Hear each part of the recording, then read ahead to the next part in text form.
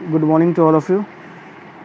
आज हम स्टार्ट कर रहे हैं जो लास्ट क्लास में चैप्टर स्टार्ट था, चैप्टर नंबर 7 अर्बन एडमिनिस्ट्रेशन। तो इसका एक टॉपिक हमने स्टार्ट कर चुका था, आज उसका आगे का टॉपिक हम स्टार्ट कर रहे हैं।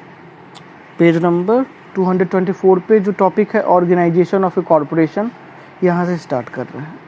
The member of corporation are elected by the residents of the city, यानी जो सिटी के किसी शहर के रहने वाले जो वासी होते हैं वो जो होते हैं वही चुनते हैं कॉरपोरेशन के member.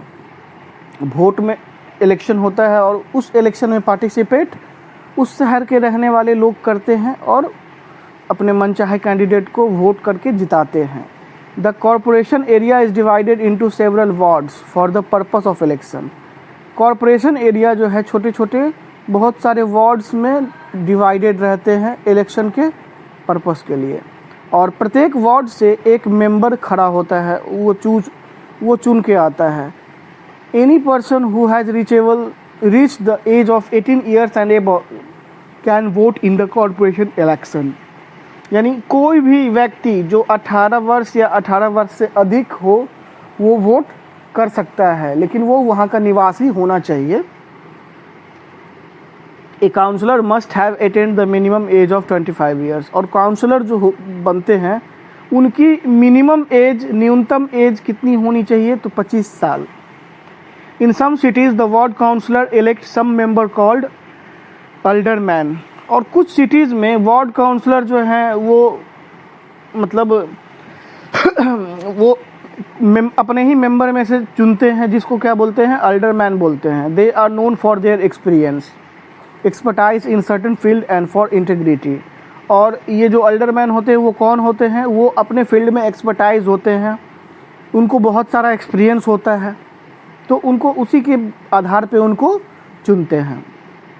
The member of the corporation council elect A mayor and A deputy mayor, और जितने भी वार्ड के मेंबर मतलब इलेक्ट जीतते हैं वो सब मिल के जो हैं मेयर और डिप्टी मेयर को चुनते हैं।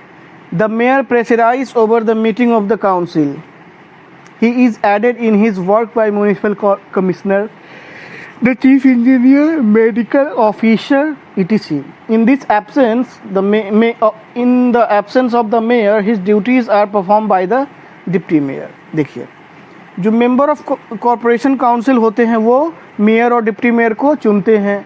मेयर उसको क्या करता है, the mayor presides over the meeting of the council, उस जो मतलब उस जो मीटिंग जो होती है काउंसिल की उसमें वो चुन के आता है। उसके बाद उसके कामों में उसकी मदद कौन करता है, तो म्यूनिसिपल कमिश्नर मदद करते हैं, chief engineer, chief medical officer वगैरह उनके काम में उनकी मदद करते हैं। और जब कभी मेयर नहीं होते हैं तो उनके एब्सेंस में उनकी ड्यूटीज़ को कौन परफॉर्म करते हैं, तो डिप्टी मेयर करते हैं।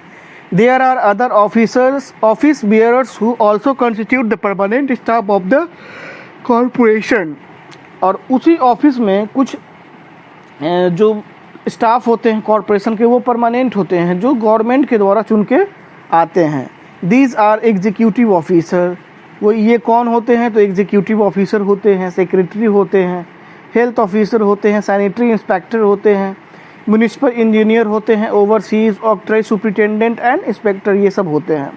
The chief executive officer of the corporation is called the chief commissioner और सिंपली कमिश्नर, और जो चीफ एग्जीक्यूटिव ऑफिसर होते हैं कॉरपोरेशन के उसको क्या बोलते हैं, चीफ कमिश्नर बोलते हैं या सिंपली कमिश्नर भी बोलते हैं। He supervise the work of various department of the corporation, corporation के अलग अलग डिपार्टमेंट को वो क्या करते हैं, सुपरवाइज करते हैं, उसकी देखरेख करते हैं। The health officer and the sanitary inspectors are responsible for the cleanliness of and the prevention of disease in the corporation area. Corporation area में जो साफ सफाई या मतलब बीमारी ना फैले, इसकी रिस्पॉन्सिबिलिटी किसकी होती है, सैनिटरी इंस्पेक्टर की और हेल्थ ऑफिसर की होती है। The chief engineer assisted by the overseers is responsible for the construction and the repair of the road, building, park, bridges etc. जो चीफ इंजीनियर होते हैं वो असिस्टेड बाय किससे, ओवरसर्स इज रिस्पॉन्सिबल, वो किस चीज़ के लिए रिस्पॉन्सिबल होते हैं, तो म्युनिसिपल कॉरपोरेशन एरिया के मतलब जितने भी रोड होते हैं या बिल्डिंग्स होते हैं, पार्क या ब्रिजेज, उसके रिपेयर के लिए, मेंटेनेंस के लिए या उसके कंस्ट्रक्शन का काम उनको करना होता है। The superintendent of water works looks after the supply of drinking water to the people. और जो वाटर वर्क्स के सुपरिटेंडेंट जो होते हैं उनको क्या देख रेख करना है, तो ड्रिंकिंग वाटर की सप्लाई अच्छे से हो रही है आम लोगों को या नहीं हो रही है, कुछ परेशानी आ रही है, इसकी देख रेख उन्हें करनी है। The octroi superintendent and the inspector are responsible for the collection of octroi duty on the goods brought into the city. और उस शहर में जो लोग सामान खरीदते हैं तो उसके बदले जो ऑक्ट्राई टैक्स देना होता है तो उसके कलेक्शन का काम किसका होता है? ऑक्ट्राई सुपरिटेंडेंट और इंस्पेक्टर का होता है। अब देखिए function of A corporation. Corporation का क्या फंक्शन है, जिसमें अब हमारा हेल्थ सर्विसेज इससे स्टार्ट कर रहे हैं। It is an important duty of the local government to take proper measure for sound health of the citizen. ये लोकल गवर्नमेंट की इम्पॉर्टेंट ड्यूटी मानी जाती है, जो लोगों की हेल्थ से रिलेटेड जो भी चीज़ है उसके मतलब उसको अच्छे से देख रेख करने के लिए, जिसमें क्या क्या they can take active part in the affairs of the state only if they have a healthy body and the healthy mind. They perform the following function for the maintenance of health and hygiene. मतलब लोगों के मतलब health और hygiene को अच्छे से maintain करने के लिए वो क्या करते हैं, तो कुछ काम करते हैं, जैसे सैनिटाइजेशन ऑफ द सिटी, शहरों को सैनिटाइज करते हैं, साफ़ सफाई, keeping the streets clean through disposal of garbage, removal of filth, सड़कों की सफाई करते हैं, सड़कों पे जो कचरे होते हैं, गार्बेज होते हैं, उसको क्या करते हैं, उठवाते हैं, दूसरी जगह फिकवाते हैं। Proper maintenance of drainage. Drainage जो घर से नाला निकलता है, मतलब घर के पानी जिस नाले होके निकलते हैं उस ड्रेनेज को प्रॉपर मेंटेन करते हैं, उसकी साफ़ सफाई करवाते हैं। Operate and control hospitals, dispensaries ETC। मतलब हॉस्पिटल, अस्पताल और डिस्पेंसरीज को ऑपरेट करना, अच्छे से चलाना और उसको कंट्रोल करना, ये भी उन्हीं का काम है। Provisions for the cremation of burial places. जब लोग मर जाते हैं तो उसके क्रिमेशन के लिए जो जगह होते हैं वो भी उन्हीं को फिक्स करना है, वहाँ के जितने भी स्टाफ होते हैं उनको अपॉइंट करना। Steps for prevention of epidemics. जब कोई महामारी फैलती है तो उसको बचाव के लिए जो भी चीज़ें अपनाई जाती है वो सब स्टेप्स उनको अपनाने पड़ते हैं। पब्लिक वैक्सीनेशन, लोगों में वैक्सीनेशन का काम उनको देखना पड़ता है, करवाना पड़ता है। प्रिवेंशन ऑफ एडल्ट्रेट फूड, माने छोटे बच्चे के जो भोजन वगैरह की जो होती है या जो भी विटामिन्स वगैरह उसको भी प्रोवाइड उन्हीं को कराना पड़ता है। अब देखिए पब्लिक यूटिलिटी सर्विस में क्या क्या आता है। Construction and maintenance of road, street, bridges, flyover ETC। यानी रोड, सड़कें, नाले, बिल्डिंग्स या फ्लाईओवर, ये सब जो बनाने का काम होता है या अगर बन चुके हैं तो उसको मेंटेन करने का काम भी इन्हीं का होता है।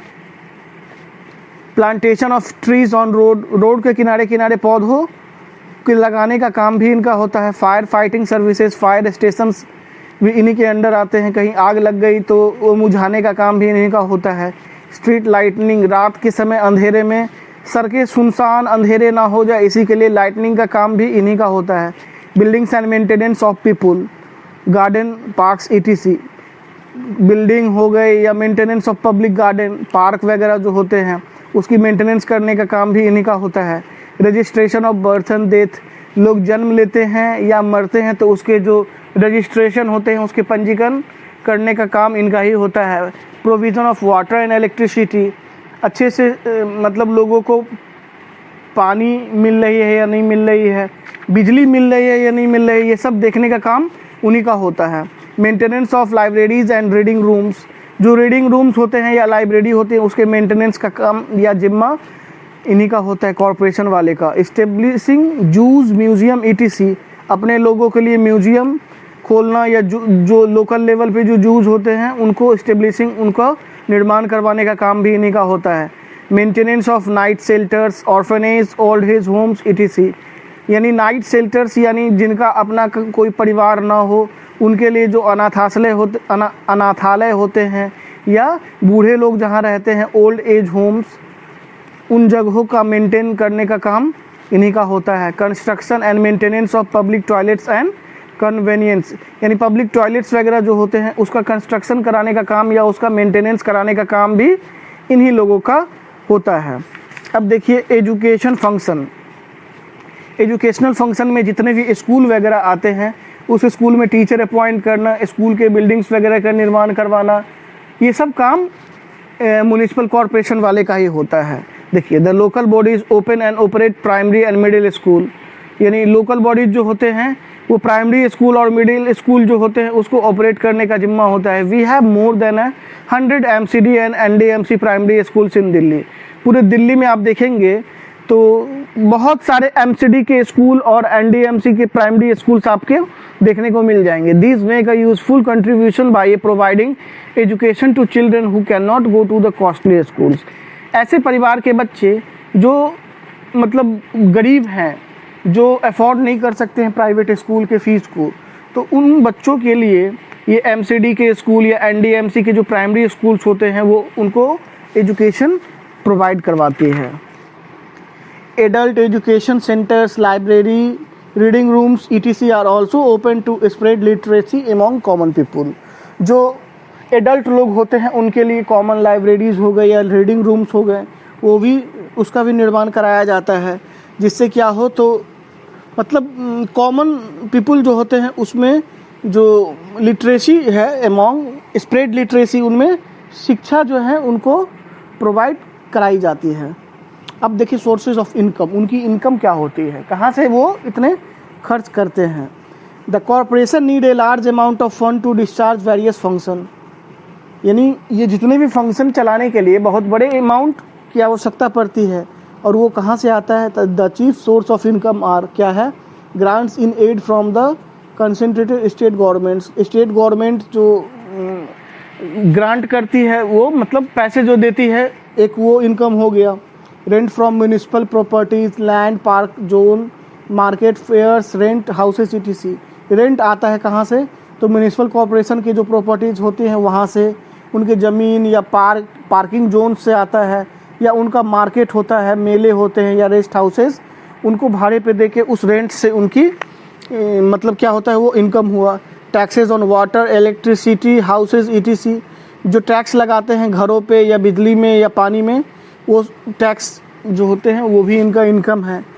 जो गाड़ियाँ जो रोड पे चलती है तो उसका भी टोल टैक्स देना होता है। टोल टैक्स हो गया, या दूसरा तरीके का भी जो टैक्स हुआ जो व्हीकल्स के द्वारा दिया जाता है, वो टैक्स भी इनका सोर्स ऑफ इनकम हुआ।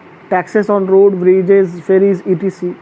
Octroi duty on goods entering the city, किसी दूसरे स्टेट से, किसी दूसरे शहर से इस शहर में जब कोई माल आता है बिकने के लिए तो वो ऑक्ट्राई टैक्स पेड किया जाता है, तो वो भी इनकम होता है। Taxes on entertainment like cinema hall, circus ETC। Municipal corporation area में जो सिनेमा हॉल या सर्कसेस वगैरह होते हैं तो उस पर इंटरटेनमेंट टैक्स लगाते हैं, वो भी एक इनका सोर्स ऑफ इनकम होता है। अब लास्ट में देखिए control over local bodies. The local bodies are the training ground for democracy. Democracy के लिए जो लोकल बॉडीज़ होते हैं वो क्या होते हैं, ट्रेनिंग ग्राउंड होते हैं। They help inculcative civic virtues among the people. The state government has the power to dissolve a corporation or a municipality if it does not perform its duty. State government के पास power होती है जो अगर municipality या corporation अच्छे से work नहीं कर रही है तो उसको डिसॉल्व करने का, उसको ध्वस्त करने का। The state government gives financial aid to the local bodies. State government जो होती है वो लोकल बॉडीज़ को क्या करती है, फाइनेंशियल एड देती है। फाइनेंशियल एड का मतलब ग्रांट, लोन्स देती हैं या फंड्स देती हैं। It strictly keeps an eye on the use and misuse of funds. सरकार जो होती है ये म्यूनिसिपलिटी या कॉरपोरेशन पे सख्त निगाहें रखती हैं, जो मतलब पैसे देती है उसका मिसयूज़ ना हो, उस फंड्स का मिसयूज़ ना हो, वो पैसे कॉमन लोगों तक पहुँचे, इसका ख्याल रखा जाता है। The local bodies cannot levy or raise a new tax or raise any public or private loan without the permission of the state government. बिना स्टेट गवर्नमेंट के परमिशन के वो कोई नई टैक्स नहीं लगा सकती है लोगों पे, या टैक्सेस और रेज एनी पब्लिक और प्राइवेट लोन, पब्लिक लोन या प्राइवेट लोन जो भी होते हैं वो भी बिना परमिशन के नहीं दे सकती है. Both the state government and the local bodies should work for the welfare of the people. और जो भी गवर्नमेंट हो, लोकल गवर्नमेंट हो या स्टेट गवर्नमेंट हो या सेंट्रल गवर्नमेंट, कोई भी गवर्नमेंट हो, गवर्नमेंट क्या होती है तो लोगों के काम के लिए ही होती है, लोगों के वेलफेयर के लिए ही होती है. तो आज का जो हमारा टॉपिक था वो यहीं पे ख़त्म होता है. आप लोग आगे के एग्ज़ाम के लिए रिवीजन करते रहिए और पढ़ाई करते रहिए मन से. बाकी का जो होगा नेक्स्ट क्लास में फिर नए चैप्टर को स्टार्ट किया जाएगा. Thank you.